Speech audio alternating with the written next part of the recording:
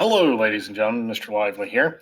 And today we're going to be talking about the work for this week for the 13th of October through the 15th of October. Again, it's one of those situations where it looks like a whole lot of work, but it's really not. So first thing you do is you start off at slide 23. Slide 23 starts us off with the royal period. So we have transitioned from a trustee period to the royal period. This has to do with the malcontent complaining to the king. And finally, they got a complaint that the king would listen to. The complaint was very simply, hey, king, you want to make more money, right? Well, if you want to make more money, we need slaves. The king said, I want to make more money, therefore I'm taking over. It's no longer going to be a trustee colony. It's going to be a royal colony. That meant that the king was in charge. To get more information about that, right there, okay, let's highlight it, right here, okay, you have to click on the map and you have to watch the video. I'm not going to show you the video right now. You have to click on it and watch it yourself because it's a video of another teacher. So click on that link right there, watch that video, and it will tell you all about the transition from the trustee period to the royal period. Now then, that brings us to the next activity. That brings us to slide 24. Slide 24 is a Venn diagram.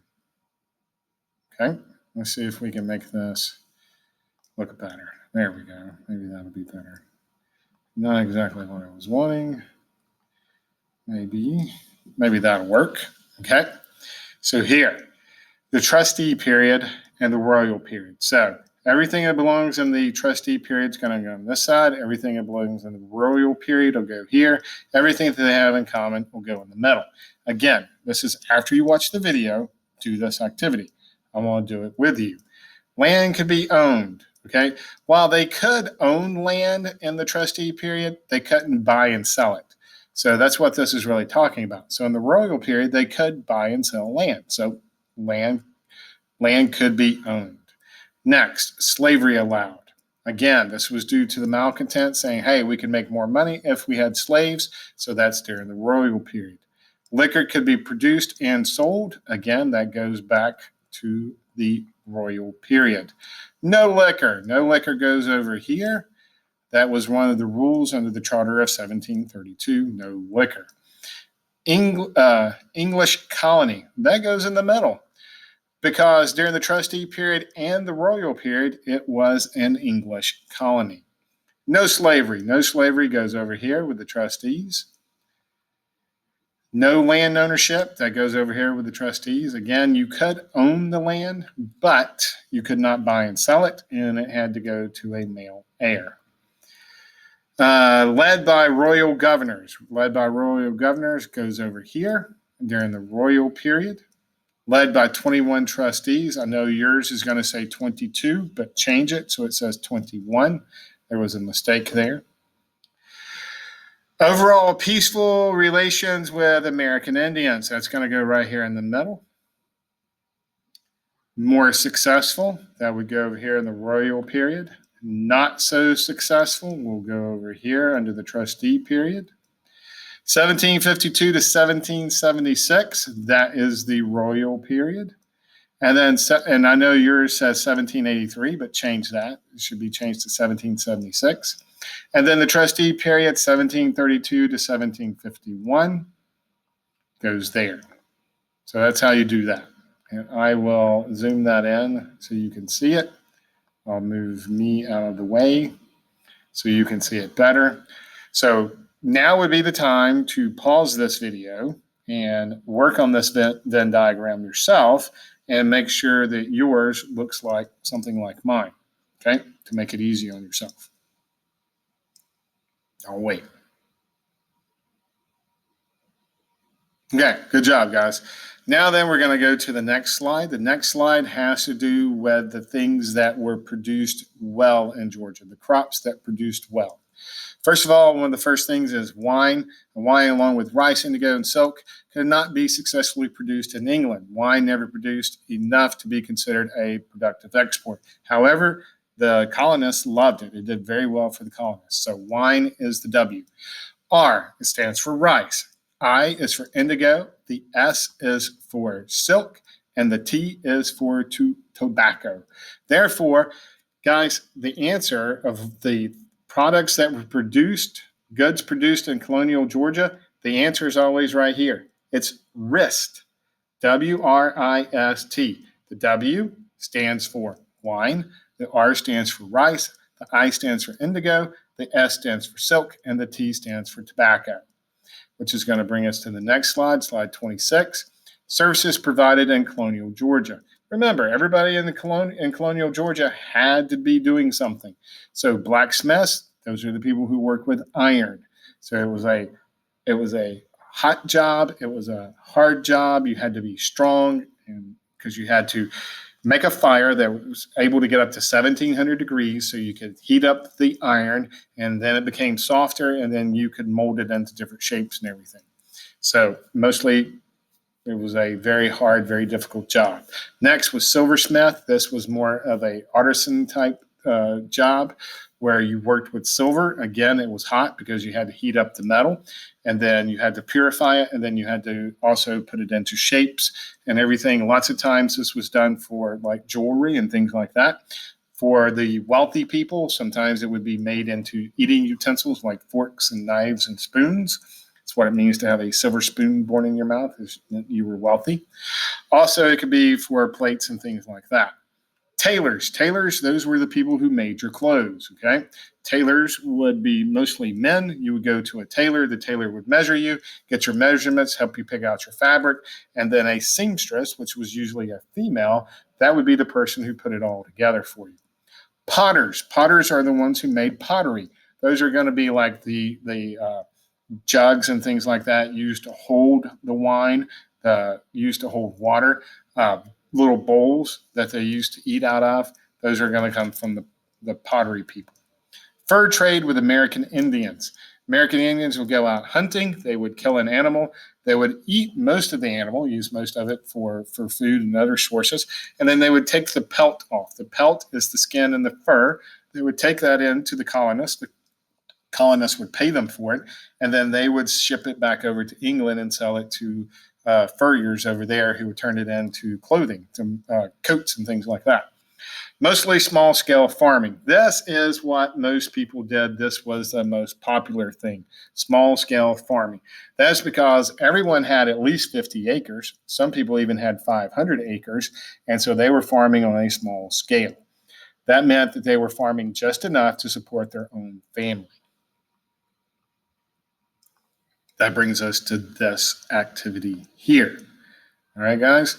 Now then, so it starts over here with Tomochichi. He's first. He's the leader of the Yamakra. You're absolutely right. The next one is down here.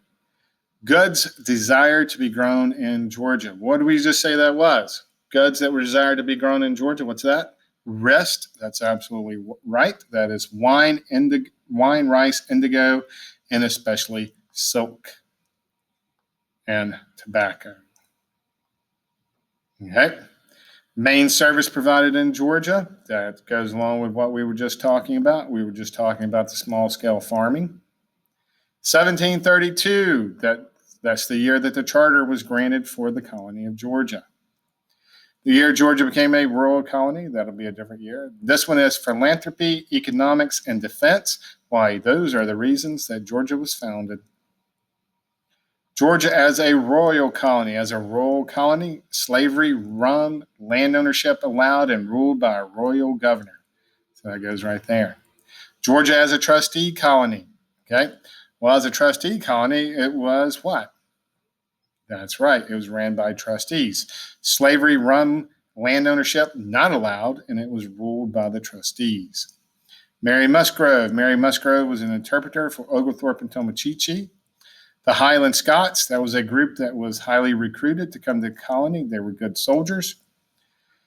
All right. This one says not allowed while Georgia was a trustee colony. Those things are slavery, rum, and land ownership. Again, you did own the land that you got under the charter, but you could not buy and sell it. Okay. So if your whole family died and there wasn't anyone to take over the land, it went back to the trustees, and the trustees got to give it to some other colonists who wanted to come in and take over. Successful goods produced in Georgia. So what was successfully produced in Georgia? Again, this goes back to rice, indigo, tobacco, and later on cotton. Savannah. What about Savannah? First planned city in America. The Salzburgers. The Salzburgers came to Georgia to avoid religious persecution. They were very successful. Yamacraw Bluff. That's land provided by Tomochichi to build Savannah. James Oglethorpe. That was the trustee that helped found Georgia colony and went to the colony. The malcontents, a name given to those that disliked the rules of the Charter of 1732. They complained a lot. 1752, that goes right here, the year Georgia became a royal colony. Charter of 1732, that's the document that established the reasons and rules for Georgia. Next, King George II. Well, that's who Georgia is named in honor of. Okay, guys? So there you go. Now then, use this information right here to go down and slide 28, slide 29, slide 30, and there is slide 31. Somehow I miscounted. And answer those questions. Okay? I can tell you right now, I'll go ahead and give you a hint. Slide 28, all these answers come from slide 7 and slide 8. Slide 7 and slide 8. It says Charter of 1732. The Charter of 1732 was a blank that established the colony of blank and laid out the regulations and reasons for founding the colony.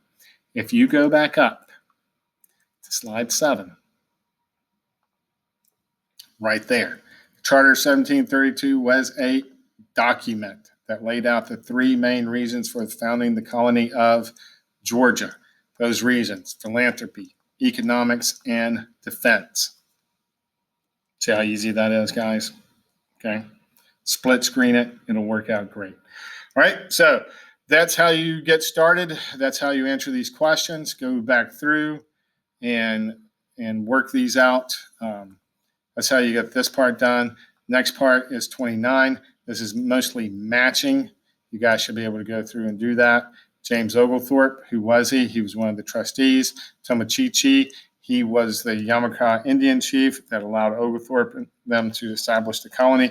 Mary Musgrove was a Creek woman that translated for James Oglethorpe and Chief Tomochichi. The Jews, they were originally banned from Georgia. The group was allowed to stay because the doctor provided medical attention.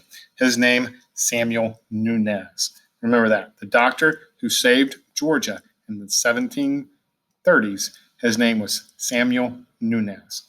He was from Spain. Important fact there. The Salzburgers, successful, hardworking group, Protestants that came to Georgia to escape religious persecution. The Highland Scots, well, guess what? All right. Those were colonists, whereas a group of soldiers from Scotland brought to Georgia to defend the colony. That's the Highland Scots. Malcontents, that's a group that complained about the Charter of 1732. Answer the questions below. Why did Tomochichi give the land to Yamacraw Bluff to James Oglethorpe? What was he wanting to do? He was wanting to make an alliance with the British. What city was established at Yamacraw Bluff? First planned city in America. What was it? Savannah. What 2 bands did the malcontents especially complain about?